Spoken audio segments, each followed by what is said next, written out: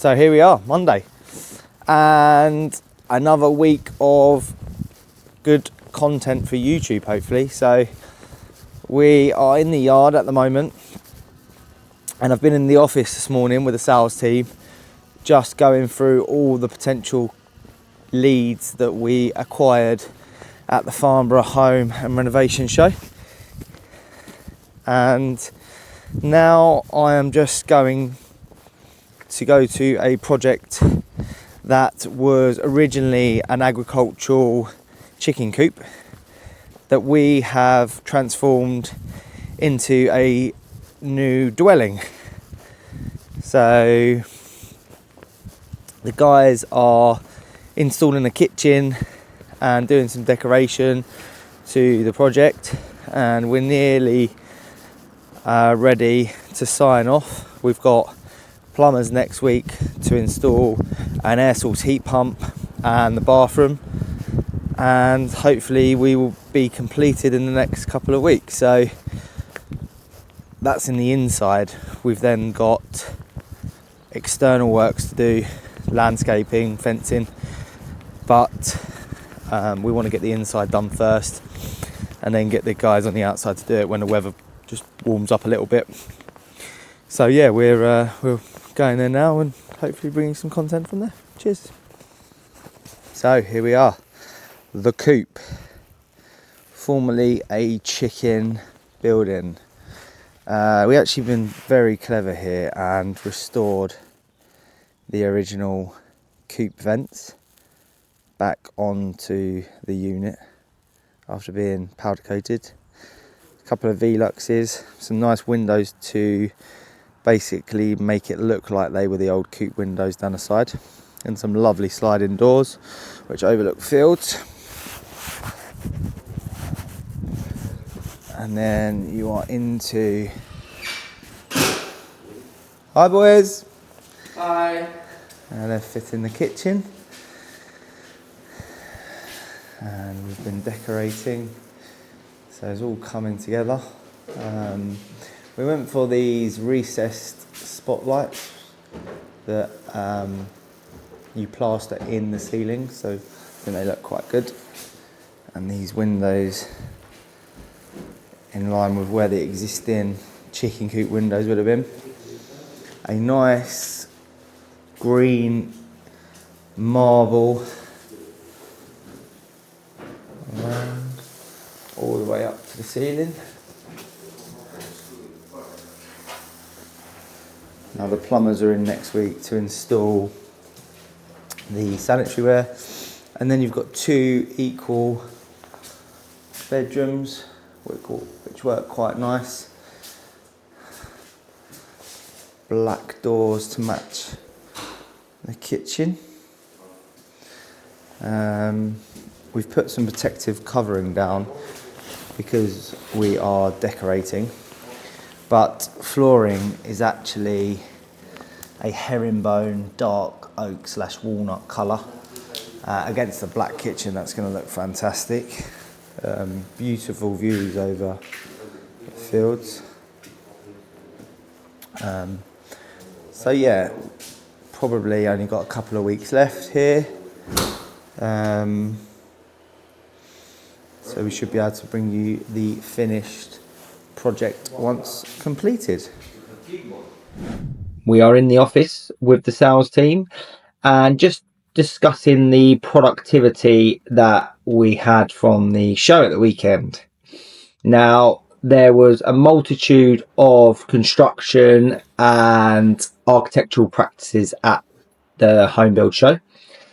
And what kind of made us different is, one, we have very good expert planning knowledge. And secondly, we also know how much projects cost. So there was 2 or 3 other builders there that kind of offers a design and build service, but they don't really have the architectural services in-house, and they don't have the planning knowledge that kind of goes with that. So that kind of comes to light when a client's discussing a building project with a builder and they're talking them through what's possible, and a lot of question marks come up with regards to, is that, are the council going to accept that? Is that possible? Does this work? And if you don't have that knowledge or the expertise in that field, you can't really give a yes or no answer, or can't really come up with different ideas. So where we have that planning knowledge, and where we can suggest things to the client that the councils will like or won't like, we can then gather better clients that are on board with the way that we work. So at an early stage, we can basically walk the client through the journey, how we're going to present that project to the council, what are the options, what are the costs, and therefore they are able to make an informed decision about what route they're going to take. And that for me is so important. We have a lot of projects that we get as a build only, and they say, Lee, how much is this? How much is that? And we kind of say, well, actually, what you've got planning for, you can't actually afford to do. So we then have to redesign that and take that back to the council, and there's a whole load of time that is wasted and costs that are incurred by that client. And it's all generally because they've gone online, they found an architect, but that architect again doesn't necessarily have, one, the planning knowledge, or two, the build costs. So my advice to you would be that if you are embarking on a project where you haven't instructed an architect yet, to think very carefully about a design and build contractor. Now, there's also many different design and build contractors out there where you may see on the face that they look like a design and build company, but they don't actually directly employ the architect, which is on the face of it a design and build company, but you don't necessarily get the expertise and the backup of that integration where they're in the same office. So for instance, if you chose us to do your project and you are speaking to the architect and the architect has drawn up the plans, I would then review them plans with the architect, and we would sit down and we discuss the different options and then present that to the client. Whereas if you're just going for an architect that's technically not in that office, that architect will probably send you those plans direct, and you don't get that extra level of service with someone checking the plans, making sure that we've covered every angle. The same if you are just directly employing an architect. That architect's very tunnel vision. That's the way they like doing things. They might only have one idea for your project that kind of suits them to design as well. That we find that quite a lot. That architects only have dimensional thinking and will only design within their parameters. They won't necessarily come up with ideas. And then also you have what we call draftsmen, which are on the face of it, they produce CAD plans, but generally speaking, they don't have either the planning knowledge or again the expertise to kind of walk you through the process. So if you are embarking on a project, be very careful about which route you take. It can also become costly when you try and join all the dots up. If you do go for a design and build company, try and establish a fixed cost at the start, let them design the process in line with those fixed costs, and make sure that your contract's in line with that. Again, that is something that we do and like to do. It's a very good way of giving the client an overall project and cost early from the start. Good morning. Today's something a little bit different for me. I've spent the last couple of hours trying to organise the content that we have produced over the last week for the YouTube channel. Now, I'm not that technical and don't have great computer skills, so I'm not actually going to be the one editing the content. We've actually got someone that we've worked for maybe over a year now doing that side for us, so she's very used to producing videos and photographs for us, and so we've added the YouTube channel and hopefully we've created some good content, and I've hopefully managed to put them in the right folders for her, which for anyone that has actually done that task, is quite a daunting task, and one that isn't for the faint-hearted. It's taken me hours to actually get that ready, to have some sort of flow to it, and I've sent that over to her now. So hopefully we're going to roll the YouTubes out technically a week later than when we're filming, hopefully on a Monday. So this time next Monday you'll see next week, or last week, sorry. So that will be interesting to see how our first video is received. Obviously with any type of YouTube channel, we need you to subscribe, like and follow, to make the page and channel go further, which we hope you like and take an interest in. But more importantly, we have a business to run, and we need to make sure that the business is running before the YouTube. So today we are actually heading over to the Hurst Road project, and the project, we've missed a couple of days because we was at the show. I didn't manage to get out and film any content, but today's the first day that we're going to try and get there, get some content. We're actually pouring the foundations today, and Asheville are turning up to pour the foundation. So we're using their 60-meter line pump and a volumetric that they're sending out.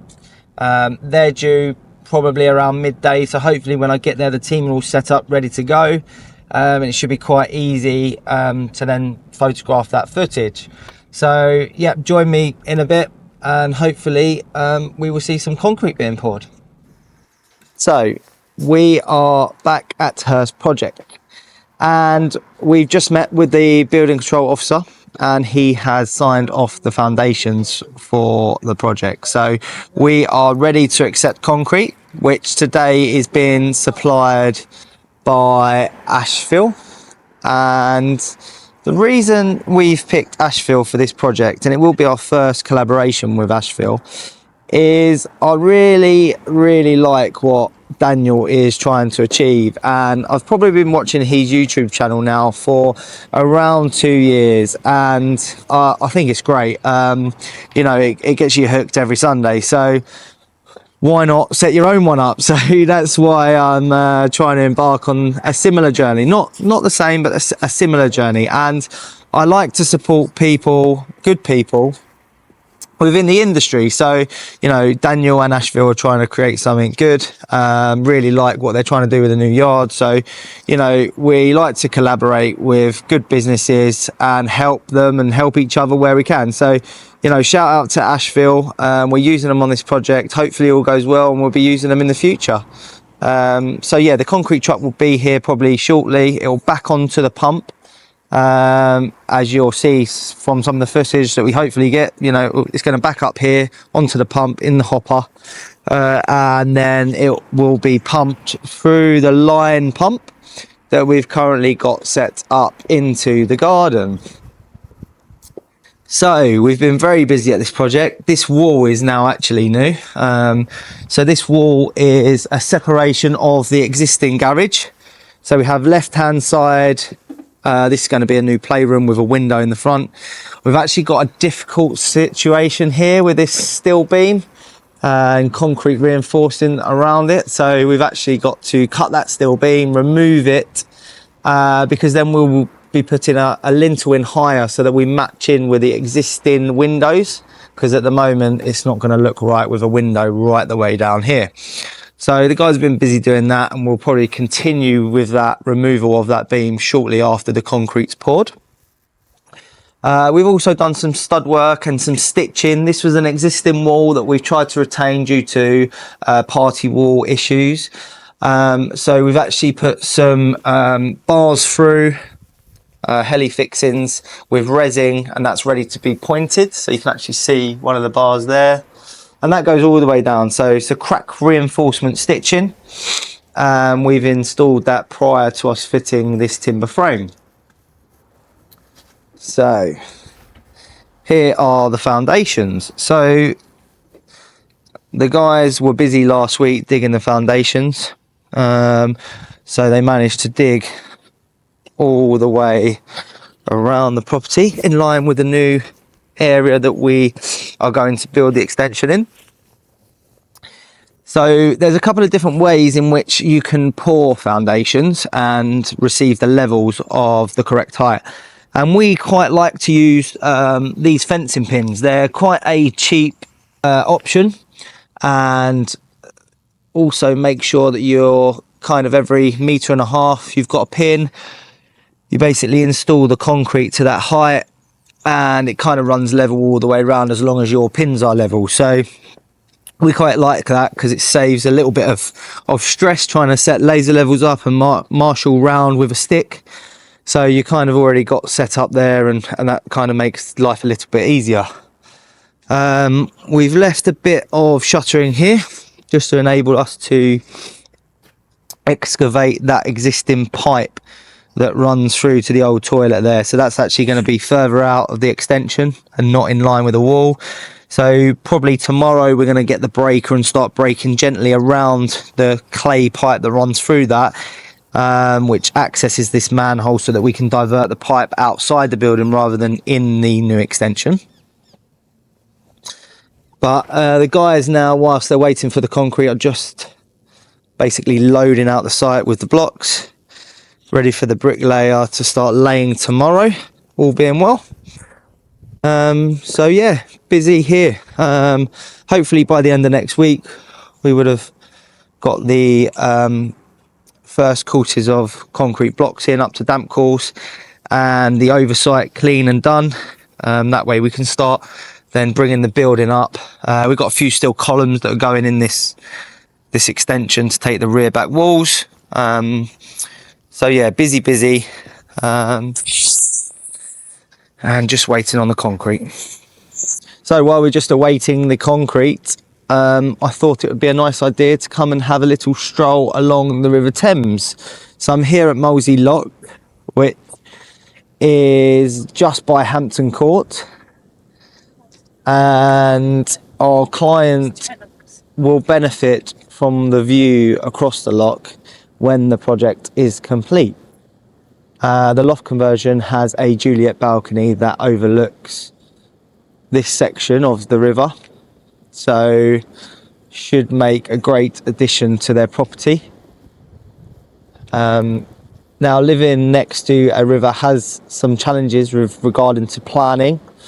So for this particular project, we have had to do a flood plan assessment and make sure that we have the correct practices and followed the correct practices for the build. Now that actually formed part of the planning application.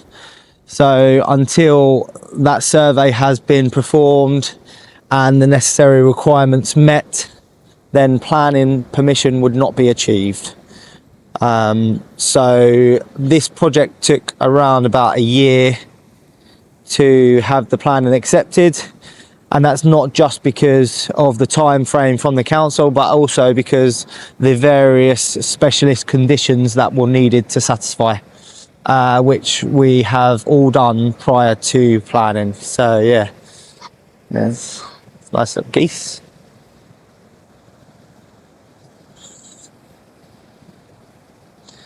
So yeah, quite a nice spot to take a nice little walk, and one that I will probably do when I'm around at this project, and maybe have some lunch on the way round. So yeah.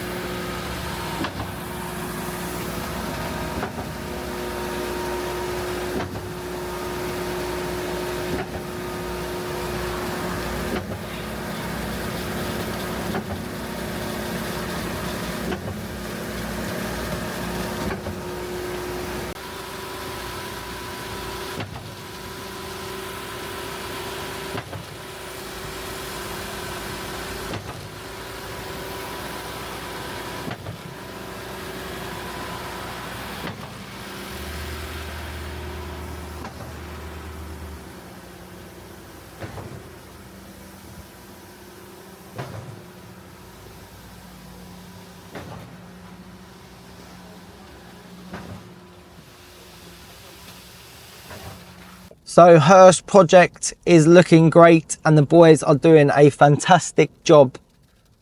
They're just finishing off the concrete pour with a view to this week completing concrete blocks up to damp course so that we can do a steel survey. I like to conduct all the steel surveys so that we can make sure that the steels are ordered correctly. So what we generally do is once we're in a position to do those surveys, I would go to site, draw out all the steels and annotate that with measurements and send that directly to our steel company, who we've got a fixed tonnage rate with and fabrication costs. And then once they're produced, they will then deliver them to site for us and supply over a 40-foot crane or a 90-foot crane for those deliveries. So depending on the job or where they can get the lorries will depend on what kind of lorry we book and what crane arrives. So here we are in Guildford, a project that we completed just before Christmas. This was a double hip to gable with barn ends, rear dormer, consisting of bedroom, bathroom, master suite. Construction time was approximately 7 weeks, and it was a design and build project. Just about to meet the client now for final sign-offs. So yeah, cheers. So I've made it to Wednesday afternoon and I've just finished my last follow-up meeting. Now, this particular project, we've probably been speaking to the client for around about 1.5 years, because they have had to release some funds from another property, which can be the case sometimes. It can also be the case that clients are waiting on funds from a remortgage, or they've just moved into the property, or they're waiting to just save a little bit more money for the project. Now, what's very clever is we use a great CRM tool that kind of manages people's processes. So each client that we engage with is technically at a different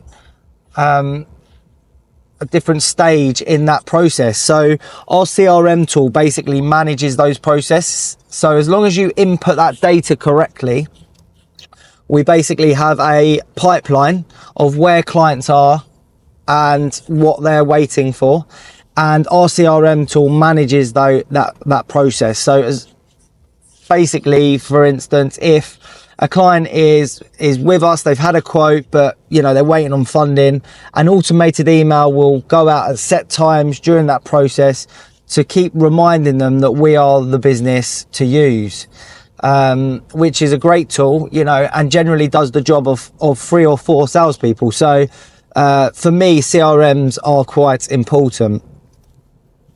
This week has probably highlighted some, not issues with our success, but downfalls. So, we had a great show. We've, been promoting the business recently. Obviously, we started up the YouTube channel and Instagram, and, we've been a bit more attentive with social media, and we probably wasn't ready for the influx of inquiries or, calls that we're going to generate because of our popularity. And they say you're a victim of your own success, and generally we probably are a victim of our own success this week, or how I feel. We never thought that the exhibition would be as well received as what it was. We never thought that we'd have as many inquiries or as many good leads, but generally it's how we're coping with that and making sure that we're keeping on top of what's coming in, making sure that the clients are happy, and making sure that we're giving every client that process, which is very important for me, because I feel customer service is number one at the moment. If you're not, when you're engaging with a company, if you're not getting that initial amazing feeling that you should get when you're making a high level purchase, then actually is that company for you, and are they going to meet your demands? Now, I don't I don't spend money with people that don't have a great customer service or, you know, make me feel special. So I wouldn't want anyone else to basically spend money with us if we weren't making them feel special. So it's very important. It's something that, you know, I've had to be around a bit more this week to focus on and make sure that we're really pushing those potential clients and making sure that we're getting what we need out of them. So yeah, different week for me, and you know, I'm learning all the time. It's one thing that, you know, you should never discourage is learning. I constantly learning. I think in business you always learn. People that don't want to learn, generally that's their downside. Always be open to hear something new or different things in business, and it will always keep you on the up. So yeah, heading back to the yard now. Got a few more bits of paperwork to do, and then hopefully I can finish for the day.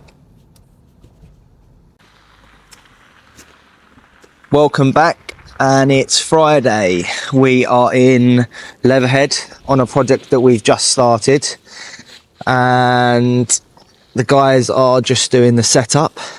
So it's always nice when we start a new project and I get to come to see the guys just setting up everything that we do in order to protect the client's home.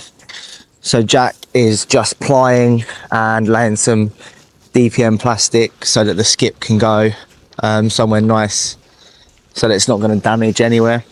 We've had a delivery of materials this morning. So guys, first day. We've got the safety net in place, which we put on all the projects. It took a bit of a hammering last night because of the wind, but we are all good to go. So the guys are just putting the ladder up. We actually put the ladder around the side so it's a bit more secure. So yeah, busy day. We'll be doing a steel survey as well, so that we can order the steels. This one's actually a truss roof, so we'll bring you more from inside. So we are in this dark, gloomy space that you have always had. So this is what a truss roof system looks like, and the guys will be removing the trusses and forming a master bedroom with ensuite and dressing room. We've got 7 Veluxes going in the vented space.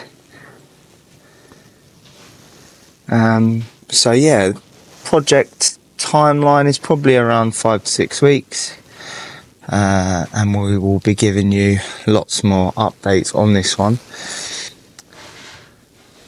So we're going to do a steel survey, which requires us to perform some measurements with existing walls and widths of the property from inside.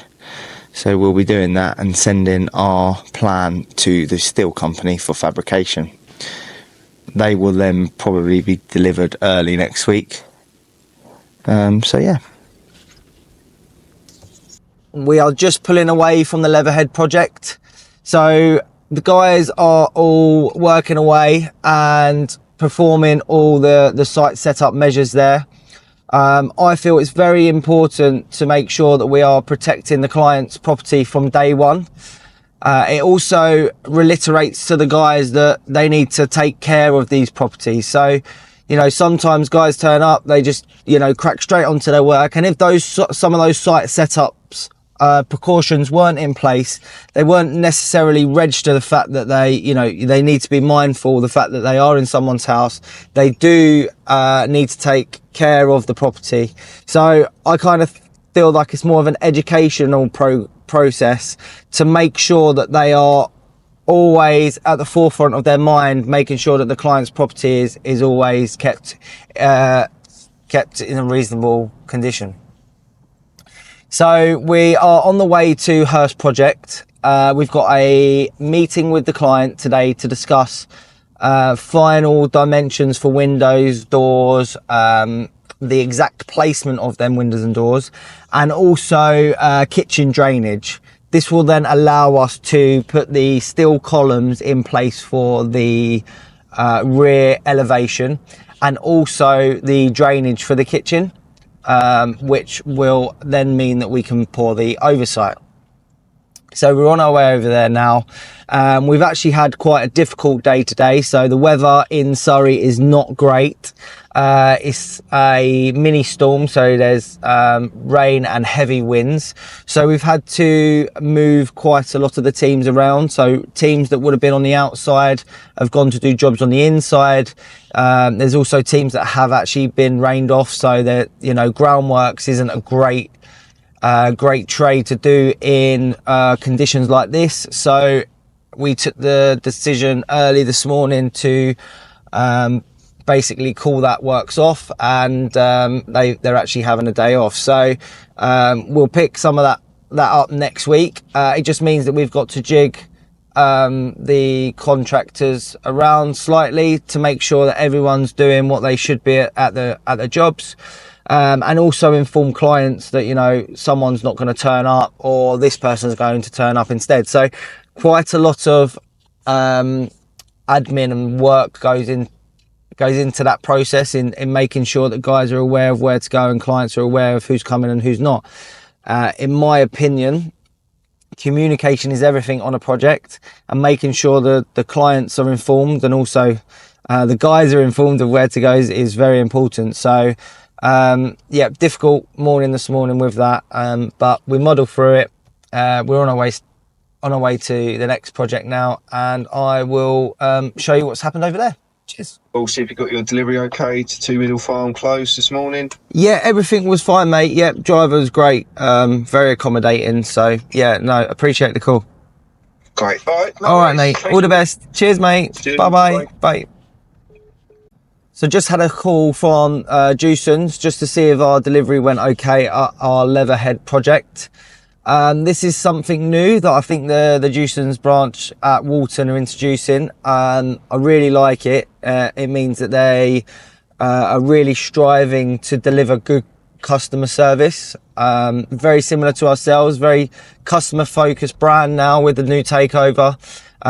So really appreciating that special feeling that it gives you when someone calls you, and I know that's what clients feel when we do the same customer service and put the same processes. So I think it's very important. So well done, Jewsons. In the garden at Hurst Project, the guys have been busy after the foundations were poured earlier on in the week, and we now have some block work built. Not quite at DPC level yet, but it is getting there. Now we have some drainage that has been started, so we actually broke out the existing pipe ready to go back into the existing manhole. We've got a small detail to do here with drainage. Interesting hole that goes underneath the house. Hopefully there's no artifacts under there that we have to stop building. So yeah, all in all, the guys are moving the project on. They're actually rained off today, though it's not raining at the moment. But it has been, and it's due to start raining again, so not ideal weather for bricklayers. Hence why we've kind of down tools today at this project, just to let the rain come, and then the guys will be back on Monday. We've also been busy out here, so we've now fully exposed the steel beam that we've got to cut down there, and then remove this section to allow the window to go higher. It's a very deep beam, so means that the window is going to kind of look odd if we had the window starting here. Although this is going to be a sunken floor, so they're going to actually have 2 steps into this room from the house.